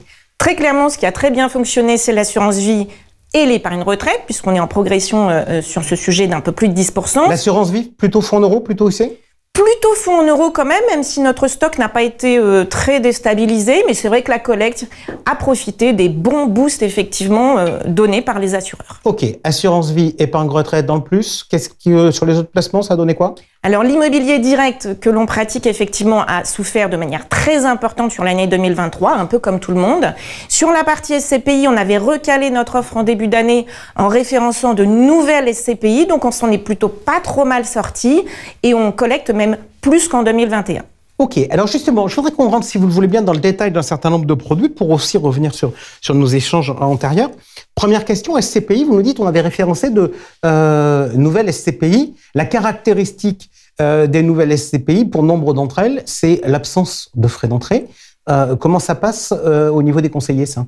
Alors ça peut passer très bien ou moins bien, tout dépend effectivement de l'objectif du CGP et des objectifs des clients. Il faut toujours remettre le bon produit en face effectivement du bon conseil et du bon client. Et ça dépend aussi de la maturité du cabinet. Est-ce qu'il est plutôt en phase de création ou plutôt en phase de cession? Il y a un sujet dont vous ne m'avez pas parlé, qui avait été l'objet de nos échanges l'an dernier, c'était les structurés. Vous aviez eu des ambitions sur les structurés. Comment s'est passée l'année? A priori, le structuré, c'est un produit qui s'est bien vendu en 2023. Qu'en est-il chez vous et qu'en donnez vos projets? Alors, on a fait beaucoup de pédagogie sur la partie structurée. Notre comité d'orientation stratégique nous en a beaucoup remercié puisque ça leur a permis de développer toute cette partie-là. Sur la partie groupement, on a encore des efforts à faire sur le sujet pour proposer justement à nos adhérents des structurés vraiment dédiés. Ok. Autre sujet, vous m'avez dit que ce qui avait bien marché, c'était l'épargne retraite et l'assurance vie. Est-ce qu'en termes de taille de ticket, on voit des différences? Et je taquinais tout à l'heure Georges dans le journal décalé en disant que c'était quand même pas du tout les mêmes marchés parce que l'assurance vie, c'était des gros tickets qui du coup nécessitaient des gros efforts, mais avaient généré de grosses recettes, que l'épargne retraite, c'était plutôt des petits tickets réguliers, donc pas tout à fait le même business model. Vous confirmez ? Je confirme. Alors, c'est vrai qu'en plus, en tant que groupement, nous, on se refuse à faire de l'escompte, du précompte. On est vraiment en linéaire. Maintenant, le CGP doit répondre à son devoir de conseil et à la préoccupation de son client. Donc, effectivement, de doublonner une assurance vie par rapport avec une épargne retraite, ça évite aussi de faire rentrer la concurrence. Ok, mais on parle maintenant de 2024. Vos projets, c'est quoi ? Alors, nos projets, c'est effectivement de passer un cap, puisque là, on a nos 10 ans révolus, donc c'est de continuer dans une croissance extrêmement importante, ambitieuse, que ce soit en termes de collecte et également de nombre d'adhérents. Donc, c'est grosso modo l'âge de la sagesse plus que l'adolescence ? Alors, à 11 ans et quelques, on est quand même un petit peu ado, voilà, mais on est en tous les cas toujours en forte croissance. Ok, forte croissance avec des projets de quelle nature ? La réglementation était un sujet qui vous tenait historiquement à cœur. Vous confirmez ? Alors, on confirme qu'on va encore muscler notre offre réglementaire. Bien évidemment, il y a beaucoup de choses qui évoluent sur la partie réglementaire. Donc, on continue à accompagner nos adhérents et également avec les différentes associations professionnelles sur le sujet. On les accompagne aussi sur toute la partie ingénierie patrimoniale. On a également renforcé ce service. Et puis, on réfléchit avec eux à toute la partie facturation du conseil. Alors, ça vous m'intéressait. En fait, c'est marrant parce qu'on a un échange qui est du coup très business. Il y a la RIS. Vous vous engagez sur le sujet des facturations. On a vu les déréférencements d'unités de compte dans les contrats d'assurance vie suite à la demande de la CPR. Est-ce que les CGP vont devoir se mettre au régime minceur ? Alors nous, c'est pas comme ça qu'on aborde le sujet. On essaye de leur trouver des nouvelles pistes de développement de chiffre d'affaires et la facturation du conseil en est un. Elle était jusqu'à présent très peu utilisée. Pourquoi elle était peu utilisée ? Parce que il faut à un moment donné faire le point sur son cabinet, réfléchir aux différentes pistes de business, sortir parfois aussi de son confort. Et c'est vrai que nos adhérents sont des cabinets plutôt de petite taille et ils vont être extrêmement agiles justement sur ce domaine-là. Ok, la logique, c'est aussi le développement de l'ingénierie patrimoniale qui permet de facturer des honoraires ? Tout à fait. L'ingénierie patrimoniale, c'est extrêmement important quand on veut facturer du conseil. Au-delà de la partie réglementaire, puisqu'il faut avoir la CJA, la compétence juridique appropriée, il faut aussi être sûr de soi quand on rédige justement le rapport de conseil et qu'on facture des honoraires. Donc c'est pour ça qu'on conforte encore plus avec notre ingénierie patrimoniale. J'ai pas la CJA, je suis coincé. Vous avez des solutions pour moi ? On a des solutions. On a toujours des solutions dans le groupement. Ok. Question business encore. De votre côté, donc moi je comprends le CGP qui a intérêt à faire un peu déplacer son business model pour essayer de percevoir des honoraires. Jusqu'à présent, sauf erreur de ma part, mais quand on travaille avec vous, vous êtes rémunéré sur les encours. Vous travaillez gratuitement à m'encourager à faire des honoraires ? Alors, pas du tout, on ne travaille pas gratuitement. Bien évidemment, il y a deux sujets. Le premier, c'est que déjà, quand on va facturer des honoraires, on va augmenter la volumétrie de business et forcément, on va aller chercher plus de collecte. Le deuxième sujet, c'est que nos nouvelles offres en fait, de partenariat sont aussi câblées pour permettre à nos adhérents de nous rémunérer via de la facturation du conseil. Ok, aujourd'hui est une journée où il y a à nouveau une annonce de rapprochement dans le monde de la gestion de patrimoine. Quel est l'intérêt d'un groupement pour un CGP à une époque où on a l'impression qu'il y a encore des gens qui ont les poches très profondes pour faire des rachats de cabinets ? Alors, l'intérêt d'un groupement, ça va être, je vais dire, le même que celui que va trouver un cabinet à se rapprocher d'autres cabinets. On va tous dans le même sens. C'est vraiment donner au CGP beaucoup plus de temps commercial en prenant en charge toute la partie administrative, en mutualisant justement les conventions, en mutualisant justement tout cet administratif et ce réglementaire. Donc en fait, on va vraiment tous dans le même sens avec des options différentes. Tout en restant un peu maître à bord ? Alors chez nous, c'est bien sûr la liberté sans l'isolement. Merci beaucoup Hélène Lamont d'avoir été avec nous pour ce point sur les projets, les réalisations et les projets de CGP Entrepreneurs. Et tout de suite, notre dernière séquence du jour, la nouveauté et elle est majeure. On parle tout de suite ingénierie patrimoniale avec Solutions Patrimoine. Allez, chose promis dans notre émission, nouvelle séquence Solutions Patrimoine avec Olivier Dagenac, directeur de l'ingénierie patrimoniale et financière de Viplus, la filière de Suravenir dédiée au CGP. Alors Olivier, déjà première question, en 2 mots pour vous, qu'apporte l'ingénierie patrimoniale à la gestion de patrimoine ?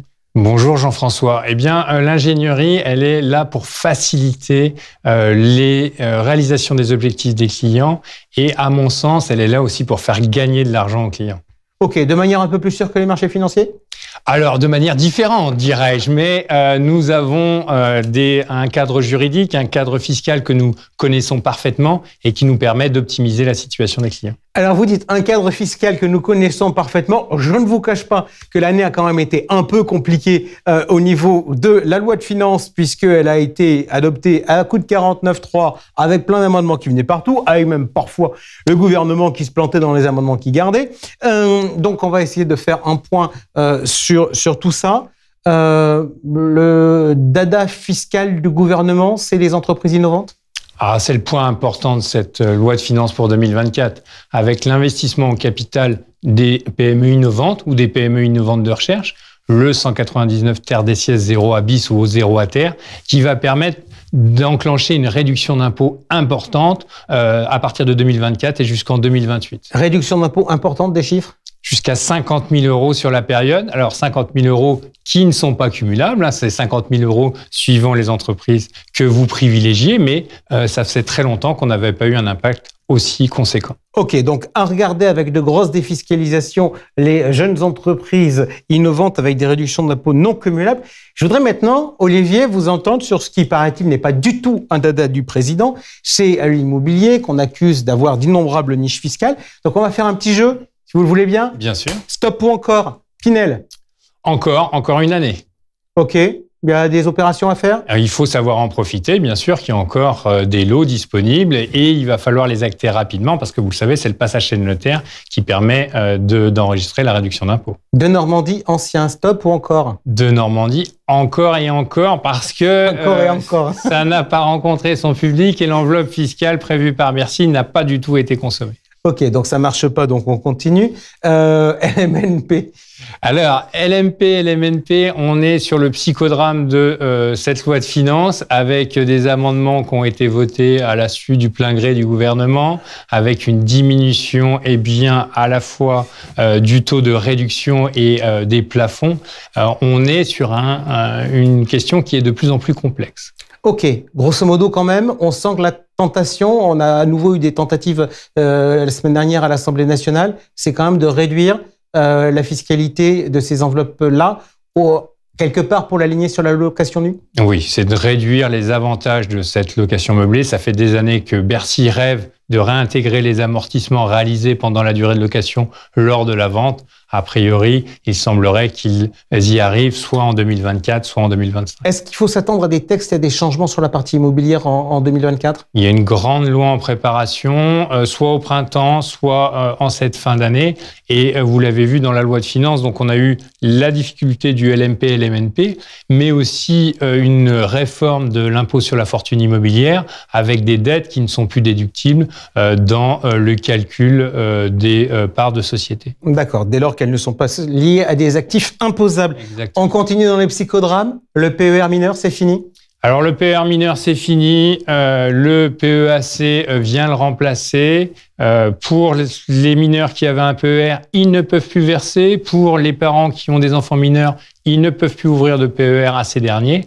En revanche, le gouvernement permet à ceux qui sont titulaires d'un PER et qui sont encore mineurs d'effectuer un rachat exceptionnel des versements qu'ils ont réalisés. Alors, PEAC, il va falloir s'habituer à cet acronyme pour plan d'épargne à venir. Climat. Donc, le nouveau produit pour les jeunes, parce que les jeunes aiment le vert, avec un T, pas avec 2 R, E. Si on s'amuse à faire un match pour les jeunes, est-ce qu'il vaut mieux, quand on aura tous les décrets, ouvrir un PEAC, ou est-ce qu'il vaudra mieux faire comme on faisait à la bonne époque, un bon vieux contrat d'assurance vie ? À mon sens, l'assurance vie garde tout son intérêt parce que le PEAC déjà est limité dans le montant. On va être, a priori, on attend le décret, mais sur le montant du livret A, donc un peu plus de 22 000 euros. L'assurance vie, vous pouvez verser ce que vous voulez, suivant vos moyens. Le PEAC devra être clôturé à vos 30 ans, votre contrat d'assurance vie, il est viagé.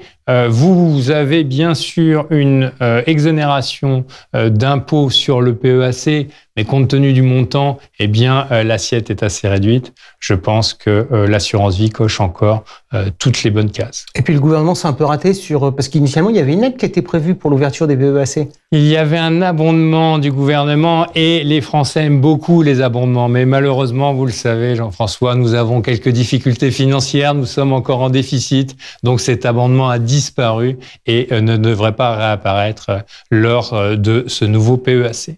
Alors, on a parlé réduction d'impôts avec ce qui se passait sur les entreprises innovantes. On a parlé réduction, déduction, abattement, etc.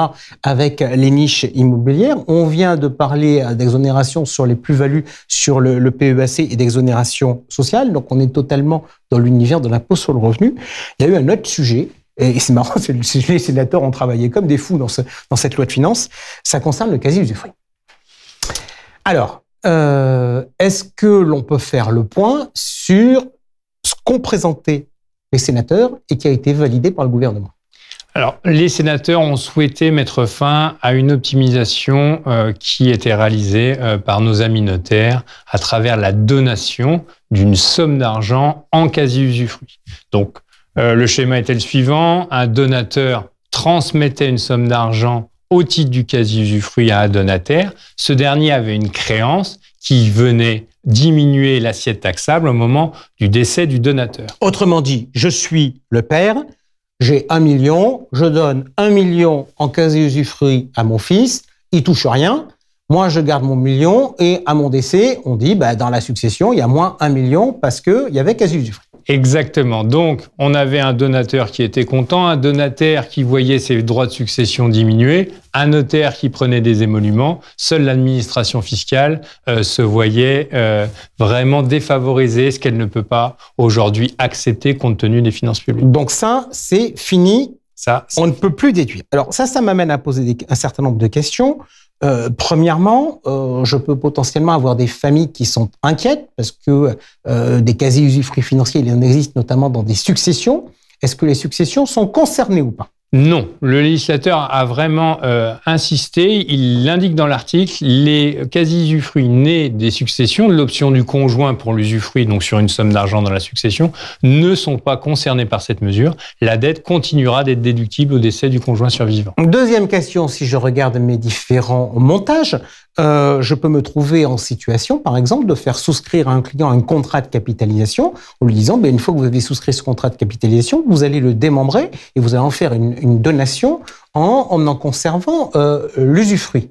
Concerné ou on n'est pas concerné dans cette... Toujours pas concerné parce que le contrat de capitalisation étant une créance contre l'assureur, vous allez donner la nue propriété d'une créance et vous êtes hors du champ de la donation d'une somme d'argent. On est vraiment sur un actif différent, le contrat de capitalisation, qui est un bien meuble et qui ne rentre pas dans le champ du 774 bis. Allez, on continue notre petit tour d'horizon. Maintenant, je démembre la clause bénéficiaire d'un contrat d'assurance vie. Concerné, pas concerné? Toujours pas concerné, mais ça fait l'objet de nombreuses questions au service patrimonial que j'anime parce que c'est vrai que cette clause bénéficiaire démembrée a connu un grand succès ces dernières années. Le 774 bis ne s'applique pas parce que le démembrement d'une clause bénéficiaire, c'est un assuré qui stipule pour de l'usufruit, qui stipule pour de la nue propriété. Ce n'est pas un donateur qui conserve une somme d'argent en quasi-usufruit. Ok, donc quand on titre le quasi-usufruit quasiment plus déductible, il reste encore déductible dans de nombreux cas. Le véritable problème, c'est l'usufruit d'une somme d'argent. Olivier, dernière petite question. Quand vous voyez l'environnement, aujourd'hui, vous vous dites quelle est la bonne stratégie fiscale ? Alors, aujourd'hui, la bonne stratégie fiscale, c'est quand même de profiter des taux qui sont assez faibles. Par exemple, sur la distribution de dividendes avec la flat tax à 30%. Compte tenu de notre trajectoire des finances publiques, on a plutôt tendance à penser que les impôts vont augmenter dans les années à venir. Et donc, il serait peut-être judicieux de profiter de ces taux qui sont, à mon sens, modérés au niveau des prélèvements. Allez, je vous ai bien compris, les impôts risquent d'augmenter. Merci beaucoup, Olivier, d'avoir été avec nous pour cette première de Solutions Patrimoine. Merci à vous d'avoir été avec nous dans cette émission qui était très riche et donc très longue. On se retrouve le mois prochain. À la prochaine. Ciao.